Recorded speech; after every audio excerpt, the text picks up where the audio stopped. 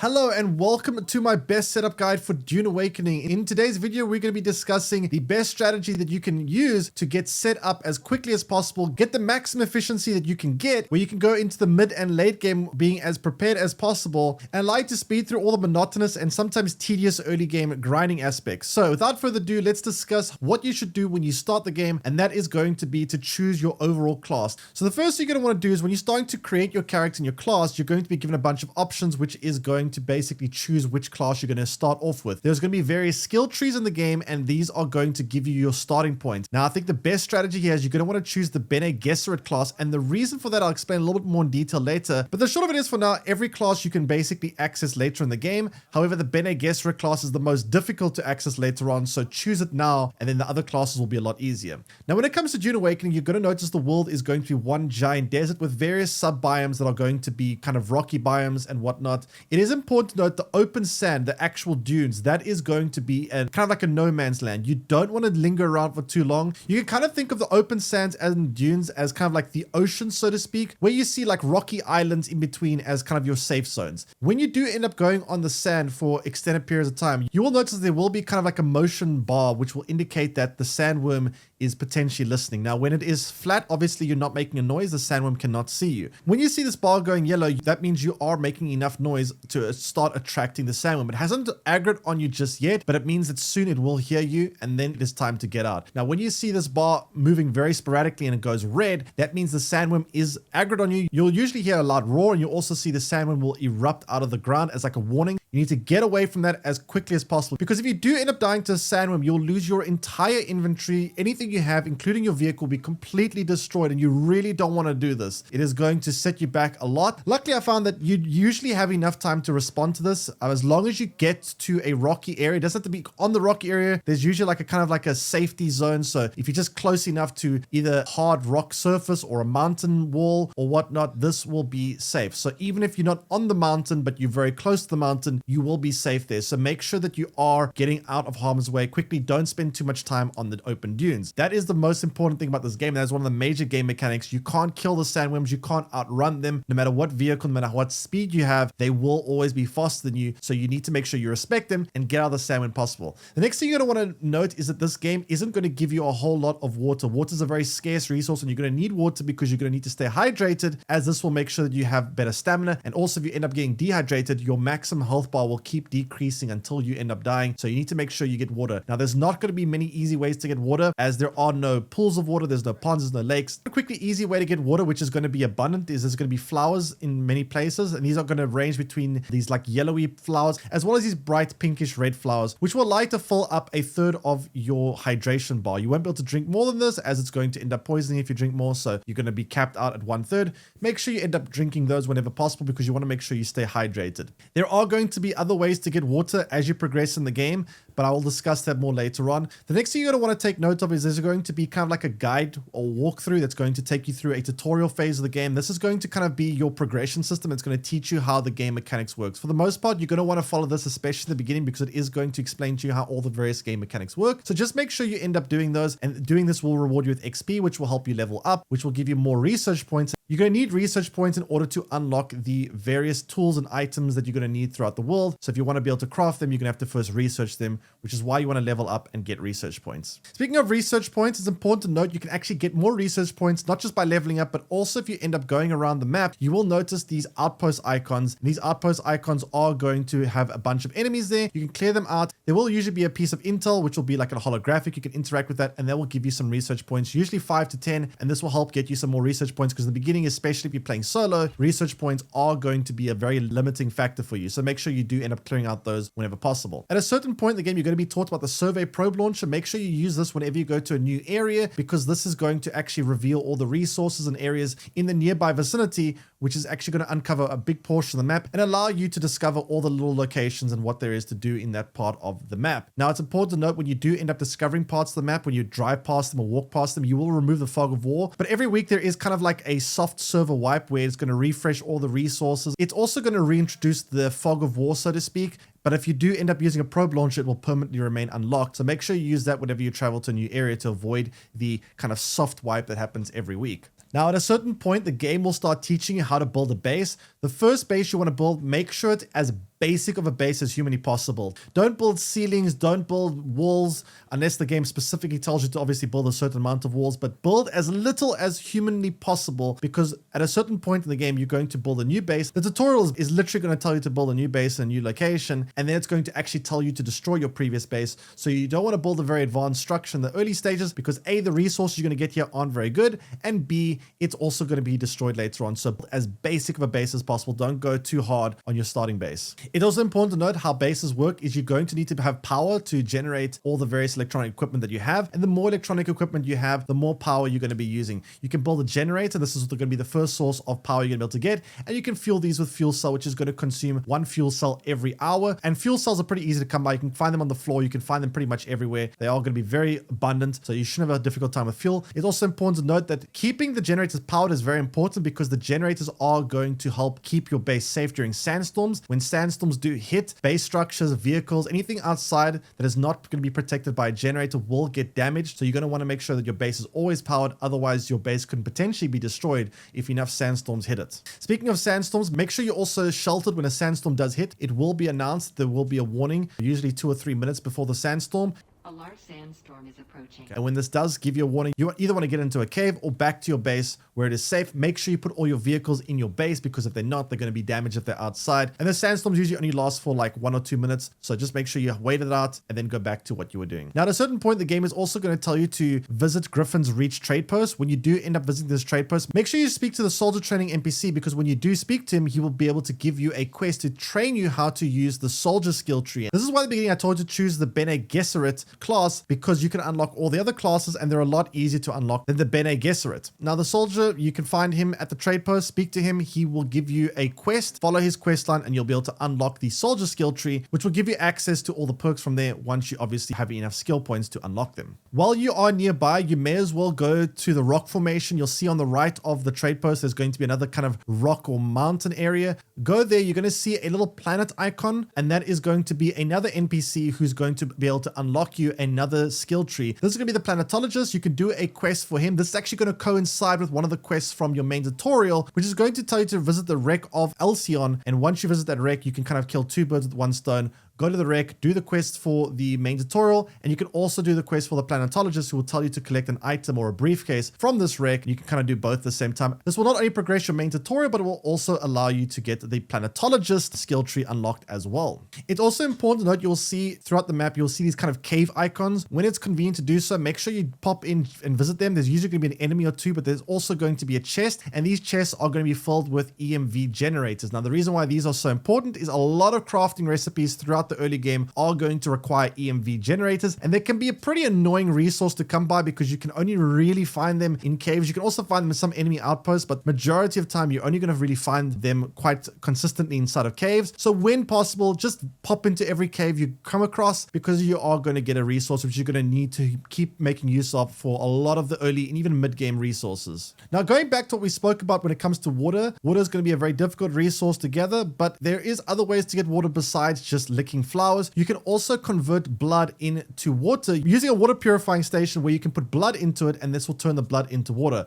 Now, one of the easiest ways to get blood is by building a blood extractor, and then when you take out enemies, you can extract their blood and put it into blood bags. Build both blood bags as well as blood extractor. This will give you a steady supply of water in the early game. It's not going to be great, it's not going to be super efficient, but it is going to be something. If you do end up using melee combat, aka a blade or a knife, when you do end up taking out enemies, you will absorb small amounts of blood, which will automatically get deposited into your blood bags. So just make sure you are making use of that when possible. Also, be on the lookout for Imperial testing stations. The main tutorial will take you past them. They're going to be scattered throughout the map, but there are going to be resources in here that are going to be incredibly useful, especially in the mid game, which you're only going to be able to obtain abundantly through these locations. Typically, you're going to end up finding advanced Sevroks as well as particle capacitors, which are going to be mostly found in these Imperial testing stations. When you do discover these locations on the map, they are going to be quite abundant. There's going to be a lot of enemies inside. Clear them out, get the resources. Also going to be potentially nice chests with some nice loot inside of them as well. So make sure you keep collecting them early on. At a certain point, the game is going to tell you that you need to build a dune bike. This is going to be a pretty important milestone, as a vehicle is going to help traverse the map a lot better, a lot safer. You can build this vehicle from scratch, or if you keep a lookout, especially when you visit these Imperial testing stations, you are often going to find components of the bike, it is going to be kind of like a modular design, so you're going to build piece by piece, but you can sometimes find pieces laying throughout the world. They are typically going to be more damaged. They're not going to be in perfect condition, but hey, sometimes you can save yourself a lot of resources and a lot of time to find these resources and just get a piece ready made for you. So just be on the lookout for those and keep them when you do end up seeing them. Once you end up building your dune bike, however, this is going to be where the game gets a lot more interesting, because now you're ready to leave the starting area. The game is going to instruct you that you are going to then travel over to Vermilius Gap. There is going to be an east side and a west side. This is going to be where you're going to choose your location for your next base. I think one of the better places to pick a base is going to be near eastern Vermilius Gap. There's going to be kind of this mountain formation, which is going to be just on the border between Vermilius Gap as well as Hagar Rift. And the reason why you want to be here specifically is because then you're going to get the best of both worlds. Vermilius Gap is going to be abundant when it comes to iron, which is very important for a lot of crafting recipes. Iron is going to be crucial when it comes to the mid game. You're also going to need resources such as carbon ore as well as crystals, which you can find in Hagar Rift, especially in the chasm, which is going to be where you find the majority of the crystals. So if you do end up building on eastern Vermilius Gap by this mountain formation, you're going to be in between two different biomes, so you can kind of just jump and hop between the two to get these resources, because you're going to need to get these resources a lot in the mid game, and steel is going to be only craftable by combining iron as well as carbon ore, so you're going to need to combine the both of them to make steel, and steel is going to be one of the most used resources when it comes to the mid game. Make sure when you do end up building this base, you're going to give yourself room to grow, because this base is probably going to be used quite a bit. So make the base maybe a couple of floors high, make it quite wide, make full use of your space, but be very careful. Don't build onto open sand, because if you build onto open sand, the sandworm will end up triggering and destroying any pieces of the structure that stick too far out in the sand. So make sure you are at a safe distance away from the sand, because if you're not, the sandworm is going to take a nice big chunk out of your base and he's going to snack on that. So make sure you do end up keeping away from the open sand fields. At this point, you're going to want to continue to progress the main story or tutorial, at least up until the point where you unlock the static compressor. This is going to be another very important item. It's going to help you gather resources, and you're going to want to get this from the tutorial. So make sure you do that as quickly as possible. This is also going to be very important to harvesting sand, which you're going to need then to make silicon, which is also going to be very important when it comes to building a lot of the things in the mid game. So just make sure you end up getting that item as quickly as possible. From this point on, you're also going to want to upgrade your cut array. You're going to want to try and get the cut array Mark II. The cut array Mark II is going to be quite important, because you're not going to be able to harvest resources such as carbon ore and the crystals without at least a cut array Mark II. So you're definitely going to want to try research this one and build as quickly as possible, because this is going to be very important when it comes to the mid game. You're also probably at this point getting tired of the constant grind for when it comes to water. Water is going to definitely limit you. Not only is water going to be needed for your own survival, it's also going to be used in a lot of crafting recipes in the mid game. Most things are going to require water, so you're going to be in a constant supply of it. So at this point, you're probably going to want to upgrade your water capabilities. And one of the easiest ways to do that is by upgrading your water purifier to improve water purifier, which is not only going to have a bigger capacity, but it's also going to allow more efficiency when it comes to converting blood to water. So you definitely want to build this as quickly as possible. You're also going to want to probably have some water canisters to store all this water, because when you do end up converting this water, you kind of need to store it somewhere. So the more water canisters you have, the more you are going to be able to store. And when these machines end up getting full, they're going to automatically dump the water into the water canisters. They will end up preventing you from overfilling your water and storing all the excess that you may gather. Now at this point, it's probably a good time to unlock another skill tree. You want to go to Rift Watch. This is going to be in Hagar Rift, and you're going to want to talk to the NPC there, which is going to allow you to unlock the Mentat skill, which is going to give you a quest where you're going to have to get 100 fiber for. Pretty easy to do. You're also going to need to deliver 100 iron ore. Very easy to do as well. And then she's going to send you on to interact with an item, which will then be used for her in her assassination plot.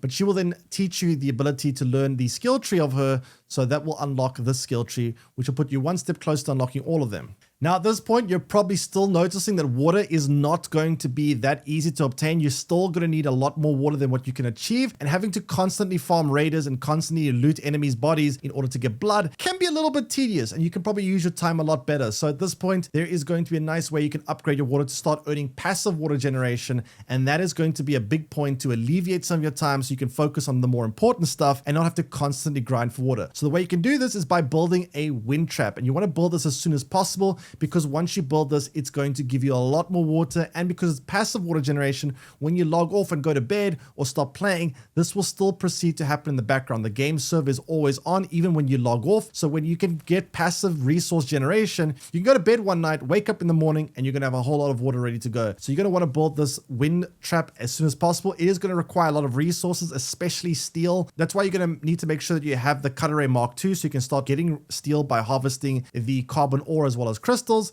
And like I said, you can find these resources in abundance by Hagar Rift. This is where you're going to find, especially on the surface level, the top level, this is where you're going to find an abundance of carbon ore. To find the crystals that you're going to need in order to build cobalt paste, another resource which you're going to need a lot in the mid game. Now these resources are going to be a little bit tricky to find. You can find them also in Hagar Rift. There's going to be a massive chasm you're going to see in the center over here. There are going to be pathways that lead down to the various levels. There's a multiple floors to this chasm. I believe the bottom and the second to the bottom as well as the third to the bottom levels are all going to have these crystals. They're not going to be that common to find. You're going to have to keep your eyes up for them. They're going to be like a bright pink color. You will know them when you see them. Make sure you pick up these when you can, because you're going to need them for cobalt paste, which is going to be a very important resource which you're going to need in a lot of crafting recipes in the mid game. At this point, you're probably also going to need to build a survival fabricator, especially considering the wind trap is going to require that you build filtration systems in order to operate, and these filtration systems are only going to be craftable in the survival fabricator. The survival fabricator is going to be kind of like an upgraded version of the regular fabricator. You can use to craft some of the more advanced items. You're going to want to also craft this one as quickly as possible. This is going to unlock you a whole bunch of more crafting recipes,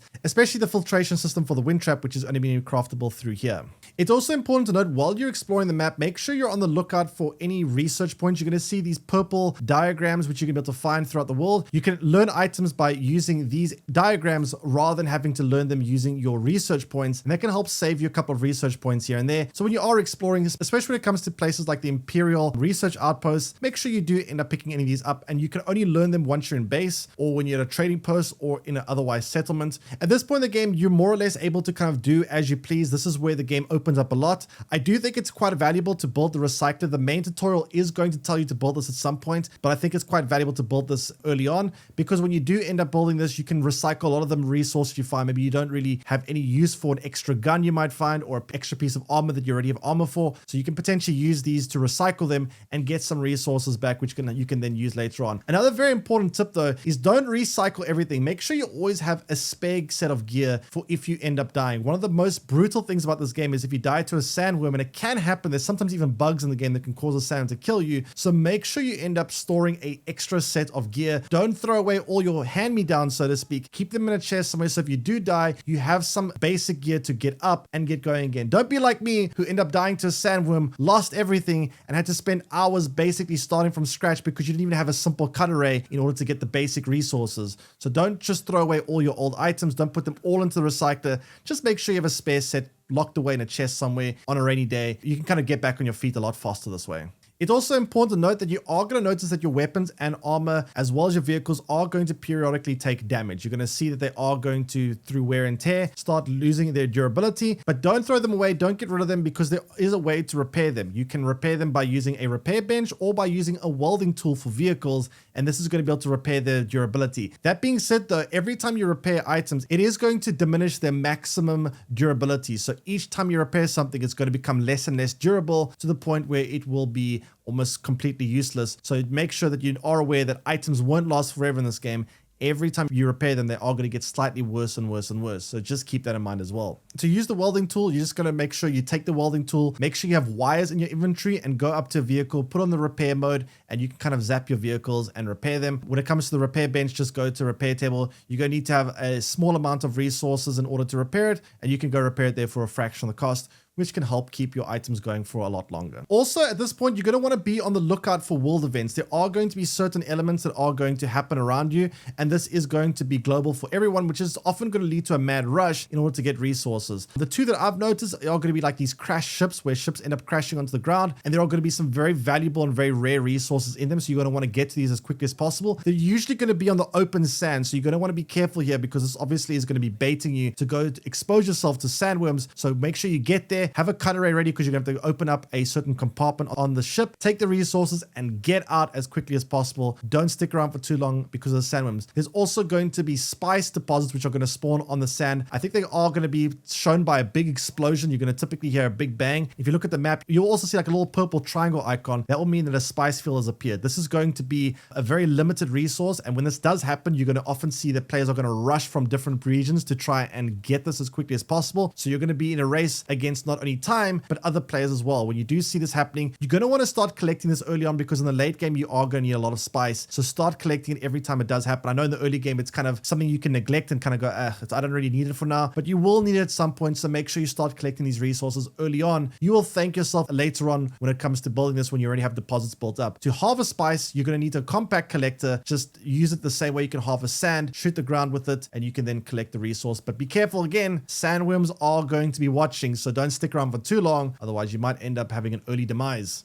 Now at this point, one of the things that the game doesn't really tell you to do, which I think is actually a very valuable thing, is building a dune buggy. A dune buggy is going to be a very big vehicle, which is not only able to transport you, but it actually can transport a whole team of allies as well. But the real reason why you want to get this dune buggy is it's going to allow you to harvest things much more efficiently. You can build a storage compartment on it, which means you can store a lot more resources. I think you can store up to 1,500 resources on it as well. And it also can be built with a cut array built onto it, which means you can mine from the comfort of your vehicle. You don't have to get out. You can just stop by, mine a resource, move on without having to actually exit your vehicle each time, which is going to save you time. It's also going to allow you to not make so many repeated runs because you can go in one big run and get a whole lot of resources in one go. And it's just going to make your life so much more efficient. So you're definitely going to want to build a dune buggy. It is very expensive though. It's not an easy item to build. So be prepared for a big grind. Early to mid stage of the game took me several hours to build. It's going to take a lot of resources. So be careful with the dune buggy. You don't want it to get destroyed to a sandworm because if you lose it,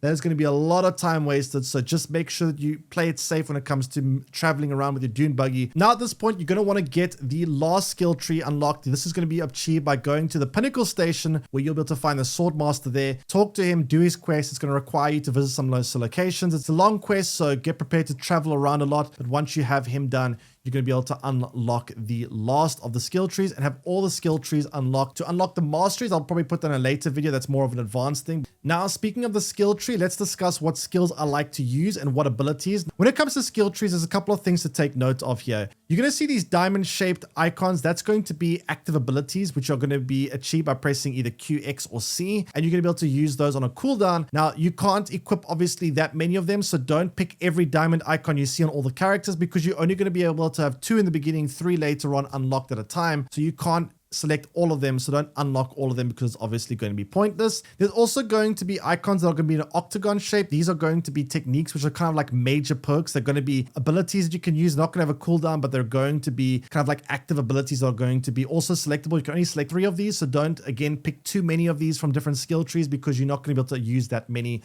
at all times. And then there's going to be passives which you're going to see by a circle icon. These are going to be always active, so you're going to want to pick up as many of these as possible. They're going to always be active on your skill tree. There are a couple of skill trees that I think are quite important. The 2 that I think are going to be the most valuable in the beginning are going to be the soldier skill tree as well as the planetologist skill tree. But let's talk about the skill trees and what perks I really like to use. One of the active abilities I like from the trooper is going to be the Shigawai claw. This is going to allow you to have like kind of like a zip line where you can get onto more difficult to reach locations or kind of just use this for general traversal, zip around a lot, which is going to give you a bit of an increased mobility. I also like to make use of pretty much all the perks from the gunnery side of things. This is going to give you a lot more damage. I also like to make use of the perk that is going to give you center of mass. This is going to basically remove the headshot modifier so you don't get extra damage on headshots, but instead you get extra damage when it comes to body shots because obviously it's going to be a lot more easy to hit body shots. And this is actually going to work very well when it comes to shotguns because shotguns, obviously you can't pinpoint where the individual pellets are going to go. If you get the headshot multiplier on the whole body, that's obviously going to mean you're going to do a lot of damage with shotguns. And for this reason, I actually like to use the shotgun a lot with the soldier with the center of mass perk because that makes shotguns very often a 1 or 2 shot kill weapon, which is actually very, very nice when it comes to clearing out enemies since it's going to do so much more damage with center of mass. I also like to use obviously skills that are going to improve damage. Things like scattergun damage obviously is going to increase damage overall, which is going to be useful, but just using perks that are going to increase weapon damage is going to be valuable. I also like to use gunsmith since it's going to make the repair of weapons more efficient, so you don't do as much damage to the weapon when you do end up repairing it. Other than that, I also like to make use of the suspensor dash in terms of the soldier's skill tree. This is going to give you a kind of like a evasion or kind of like a dashing ability where you're going to be able to just do quick dodges, and this is going to allow you to kind of get out of harm's way, especially valuable in melee combat since you can kind of dash back and forth and avoid taking any unnecessary damage. Now moving on to the Mentat skill tree, what I do like to make use of here is going to be the Garment Keeper. This is going to allow your armors and clothing to take less damage over time so they don't end up being broken as quickly. That's a very valuable one to have because you don't want to have to constantly be repairing things, and also the more you have to repair things, the more quickly they're going to lose their durability and potentially break. I also like to make use of the passive range damage, as this is going to increase your damage with all ranged weapons, which obviously more damage is going to be just very valuable. And I also like to make use of tailoring, which means that every time you repair your garments, that is also going to take less maximum durability off of them, so less penalty when you do repair them, which obviously is going to mean you can just wear them a lot longer. I also like to make use of the ability here, the shield wall, which you can use in combat by putting up a mobile wall, which you can use as cover, and that is going to be obviously very nice to protect yourself when it comes to dealing with enemies. Then moving on to the Planetologist skill tree, one that I have a lot of passives picked up from. I actually really like the skill tree. There's a lot of passives that are going to help you out. One of them is going to be the Cut Array Mining passive. This is going to allow you to get more yield when you use the Cut Array. This is obviously more yield, means you're going to be able to get resources more efficiently, and that is going to be very valuable because you're obviously going to be able to get more resources every run, which obviously efficiency is going to be king in a game like this. We're also going to be making use of Dew Gathering, and this is going to allow you, when you use the Dew Reaper, this is going to be a tool where you can harvest more dew from it. This is going to make that more efficient as well. And again, a game about efficiency, any passive that's going to give you more efficiency is definitely going to be quite valuable. Speaking of efficiency, we're also going to have Deep Analysis. This is going to give you even further increased yield when using the Cut Array. Again, a very obvious and very valuable skill. Then we're also making use of Overcharge, which is going to allow you to increase the maximum power capacity of your suit. And that is obviously going to be quite valuable because power is going to be constantly drained through all your actions, and giving you more power is obviously just going to be a nice passive. We're also making use of Compaction, which is going to increase the yield when you do end up using the compactor. So again, another efficiency boost here. And then we're also making use of the passive Vehicle Repair, which is going to allow you to lose less durability when you do end up repairing vehicles, because obviously your vehicles are going to get damaged over time, and being able to repair them and not lose as much maximum durability means your vehicles are going to last longer, which means you're going to have to do less resource farming in order to get these vehicles. Obviously, all these perks added up is going to just make your time more efficient, and is going to give you a lot more time where you can do other more important things rather than constantly repairing items, rather than constantly mining because your yields are lower, and rather than constantly having to repair vehicles which are going to inevitably break, and then you're going to end up losing them. We're also going to be making use of Fuel Efficiency Driver. This is going to make your vehicles use less fuel, so you're going to be able to have fuel that lasts longer. We're also going to be making use of Vehicle Mining, which is going to increase the amount of yield that you're going to get when you mine from resources. This is also going to improve the yield that you're going to obtain from mining resources with vehicles, which is obviously going to be quite valuable. We're also making use of the Sandcrawler Yield, which is going to allow you to harvest spice more efficiently, which is obviously going to be very important late game resources, so that's going to be quite valuable too. We're also making use of the Fuel Efficient Pilot, which is going to make air-based vehicles also more fuel efficient, which is obviously going to be quite valuable as well. Then moving on to the Swordmaster skill tree, we're going to also make use of the blade damage, which is going to give us extra damage on our blade. Melee combat is going to be a very important thing in the game because certain enemies are only going to be able to take damage through melee combat, so you're going to be using melee combat pretty much always. So make sure you always have a blade on you because you're going to need it at all times, and therefore, since we're always going to be engaging in melee combat, having extra blade damage is obviously going to be quite nice. We also have long blade damage. This is going to make sure things like swords, if you want to use a sword instead of a knife, you're also going to do extra damage. Another very useful passive to make sure you have. And then speaking of useful passives here, we also going to have optimized hydration, which is going to allow you to more optimally use water. When your water levels are high,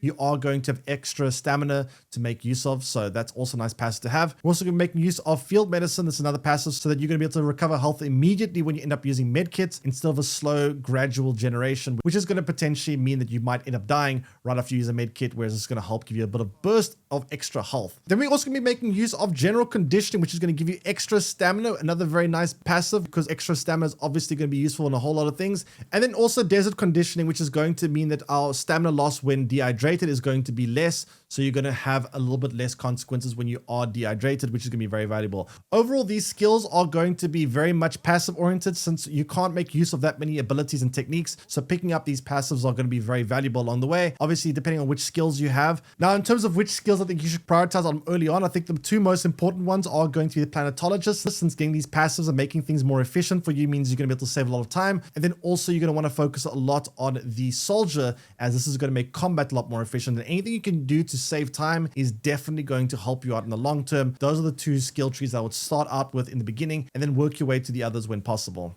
Anyway, I hope you guys enjoyed my setup guide for Dune Awakening. I hope this helps you out. If you have any other tips that I might have missed out on, feel free to leave them in my comment section below. I'd love to hear any kind of cool tips and tricks you might have. Let's see if we can get a bunch going to help players out that might be new to the game. Let's see how many cool tips we can find from you guys. I would love to find out some more that I might not have spoken about. If you did learn something, if this guide does help you, make sure you hit that like and subscribe button to stay tuned for more content on Dune Awakening. I'll see you guys again next time. Take care, everyone, and bye-bye.